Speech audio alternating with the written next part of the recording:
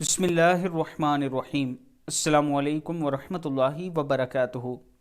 غربت میں شکوہ کرنا اور ہاتھ پھیلانا۔ حضرت عبداللہ بن مسعود رضی اللہ تعالیٰ عنہ فرماتے ہیں کہ رسول اللہ صلی اللہ علیہ وآلہ وسلم نے فرمایا، جو شخص فاقہ کا شکار ہو اور اس پر صبر نہ کر کے لوگوں سے بیان کرتا پھرے تو اس کا فاقہ ختم نہیں ہوگا، اور جو فاقے کا شکار ہو اور اسے اللہ کے حضور یا اللہ کے حوالے کر کے اس پر صبر سے کام لے تو قریب ہے کہ اللہ تعالیٰ اسے دیر یا سویر روزی دے دے۔ ترمذی کی حدیث ہے۔